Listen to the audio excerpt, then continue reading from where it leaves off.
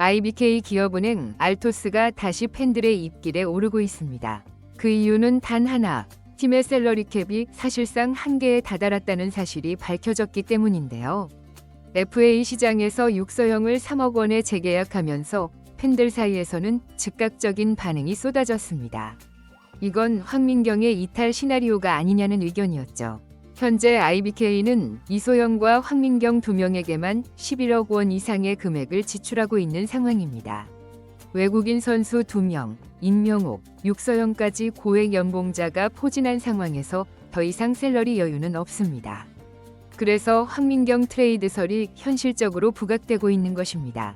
올해 황민경의 출전 세트 수는 감소했고 경기력보다는 이름값이 우선시된다는 평가가 확산되고 있습니다.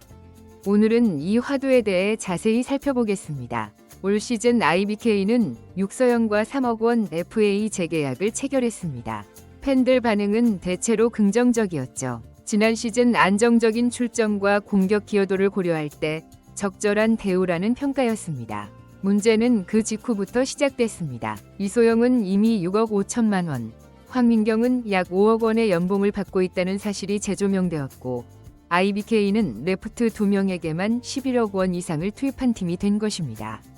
여기에 외국인 선수 빅토리아, 아시아 쿼터 킹켈라, 그리고 리그 최고의 리베로 임명호까지 모두 고액 연봉을 받고 있어 IBK는 이미 셀러리캡 초과 상태입니다.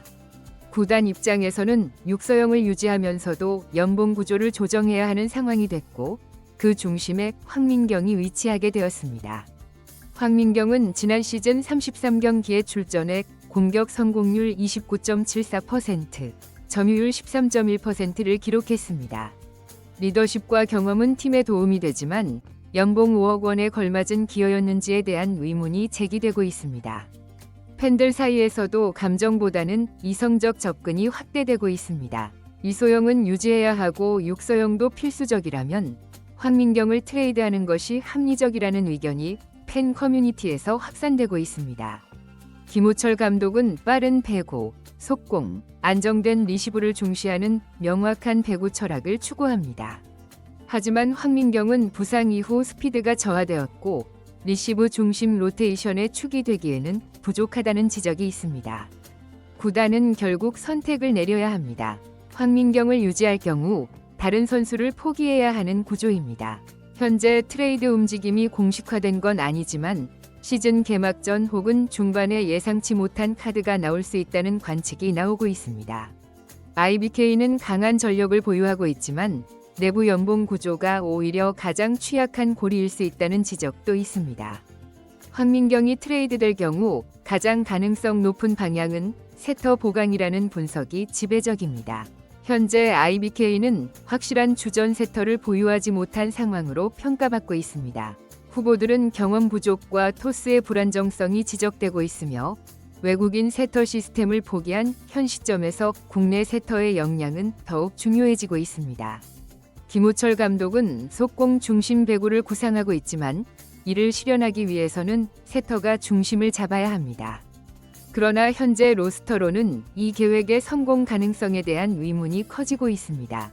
황민경은 연봉 기준으로 팀 내 상위권이지만 경기 기여도는 예년만 못하다는 평가가 나오고 있습니다. 공격 자원을 정리하고 세터 보강을 추진하는 것이 전력 균형 측면에서 타당하다는 의견이 많아지는 이유입니다.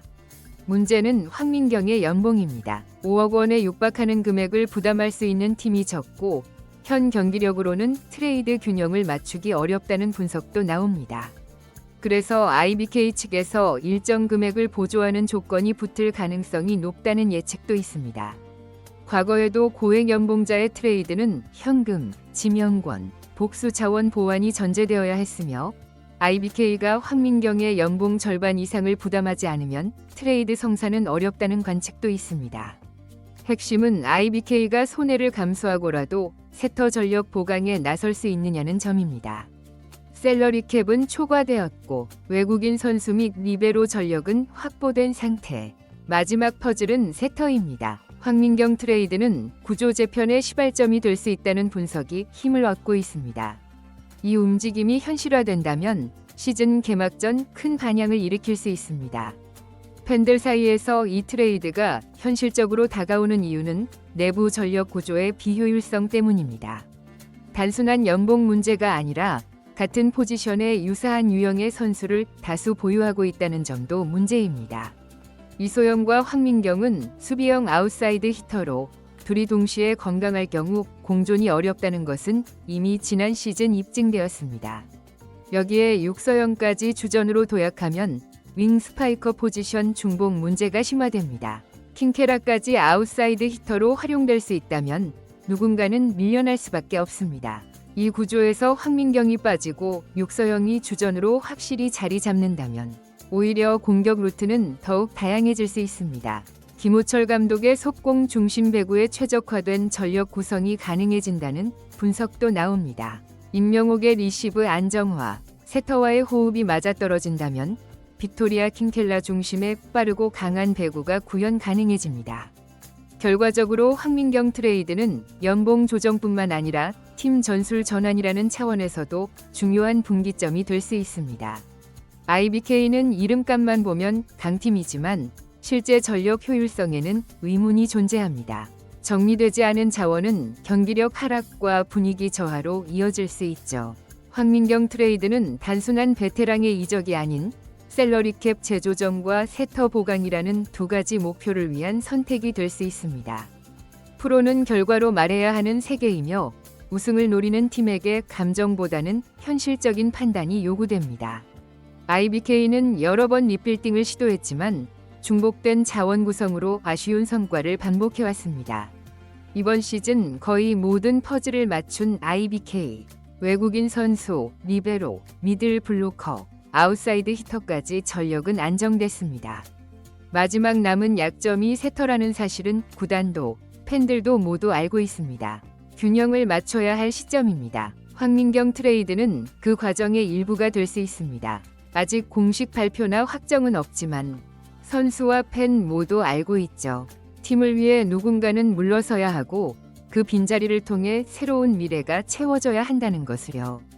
트레이드는 상처를 남기기도 하지만 다시 전진하기 위한 출발점이 될 수 있습니다. IBK는 지금 그 출발선 위에 서 있습니다. 과연 구단은 어떤 선택을 할까요? 팬들은 이를 어떻게 받아들일까요? 한 가지 분명한 건 조용한 변화는 이미 시작되었다는 것입니다. 이번 영상은 여기서 마치겠습니다. 유익하게 보셨다면 구독과 좋아요, 알림 설정 부탁드립니다. 시청해주셔서 감사합니다.